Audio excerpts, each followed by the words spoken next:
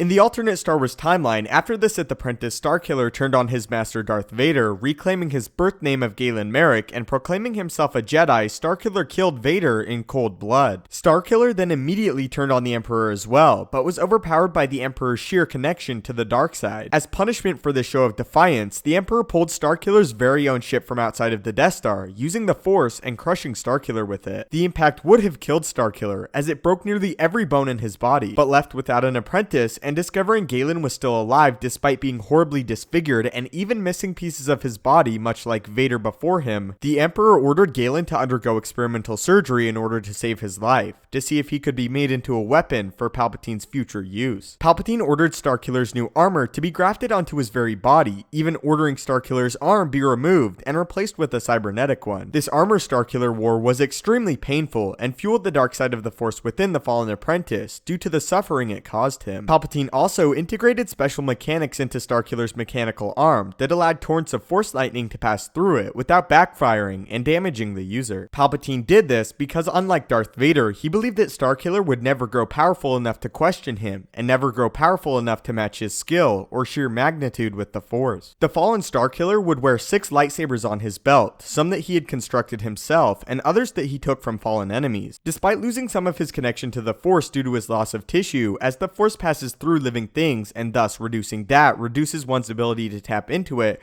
Starkiller was still extremely impressive within his armor. This was the final straw to Starkiller embracing his hatred after the years of torment and suffering by Darth Vader. Starkiller then became a Sith warrior he had glimpsed of himself within the Jedi Temple long ago. Starkiller fully embraced his dark path, even full well knowing he was simply the Emperor's plaything and not a true apprentice. Despite this, Starkiller's full allegiance was to one side and one cause. This resulted in his power and control over his darker abilities such as Force lightning increasing drastically. As a younger boy, there was always something within him holding him back and holding him away from his true potential within the power of the dark side. At this point though, that was all gone, and Starkiller embraced the full potential of the dark side of the Force. Although the Emperor had promised to replace him upon finding someone more powerful, Starkiller resolved to never let this happen, and that he would do this by proving his superiority above all Force users, even confronting a young Luke Skywalker on Hoth. Starkiller resolved to truly become a Dark Lord of the Sith, even if his place at Palpatine's side was not a permanent one. This fallen Sith Stalker version of Starkiller was also more skilled in lightsaber combat than he had been before. This was primarily due to the Sith version truly learning how to craft his use of Form 7 lightsaber combat, as the form was fueled by one's own inner darkness. To further Starkiller's new similarities to his former master Darth Vader, Sidious toyed with him, almost making him a mere image and opening Starkiller's mind to Vader's suffering. It was also theorized that Sidious literally took pieces of Vader's armor following his death and constructed the Sith Stalker armor out of it to mirror the two apprentices and their ultimate goals of simply serving their Sith Master and Emperor. Starkiller, however, eventually resolved to break free of the chains of the Emperor, but he would have to wait and bide his time, as Sidious was extremely powerful. In the next several years, Starkiller was sent to do the bidding of his master, even tracking down Obi-Wan Kenobi and Luke Skywalker to the planet of Tatooine, as even Vader was unable to do. Once there, due to his full embrace of the dark side, he managed to kill an aging Obi-Wan Kenobi, despite having a difficult time doing so. Following this, he would hunt down Luke Skywalker, with originally intending to kill him like his master commanded. This plan changed, however. Starkiller wished to eliminate all potential rivals to his place at Sidious's side, but later formed a dark scheme to break free of Sidious entirely.